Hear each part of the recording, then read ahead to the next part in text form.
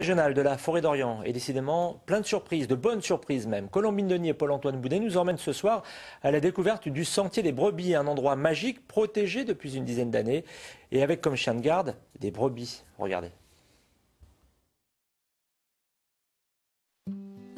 La balade promet d'être facile. 3,5 km sur un sentier balisé.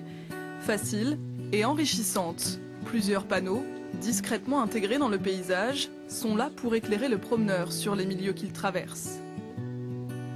Ici, sur les rives de l'Aube, c'est la forêt alluviale.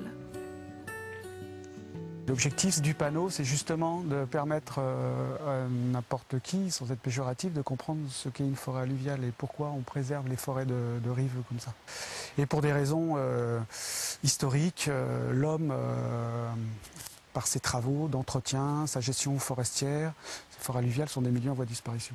Donc là, on essaye de réparer un peu les erreurs. Déjà de conserver ce qui reste, et puis voire de réparer dans certains cas, ça se restaure aussi.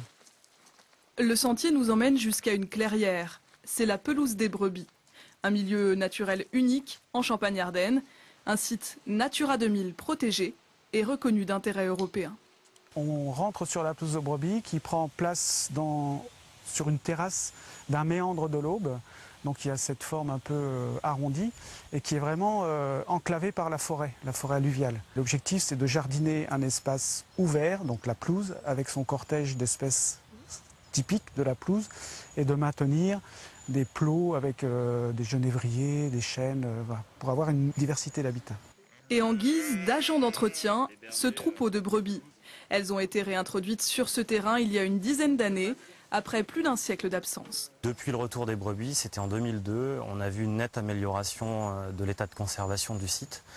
Le pâturage a permis le maintien des milieux naturels, des différents habitats de pelouse, et a également permis le maintien de toute la flore caractéristique du site, ainsi que de la faune. Le site va être très intéressant pour les insectes, notamment au niveau de la diversité en papillons, au niveau de la diversité en orthoptères, c'est-à-dire donc tout ce qui est sauterelles, grillons, criquets.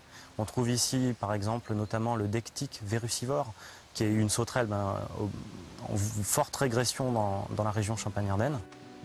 Parmi les autres espèces remarquables, le lézard agile ou la pie-grièche, tout un monde auquel le visiteur est sensibilisé grâce à un guide de découverte.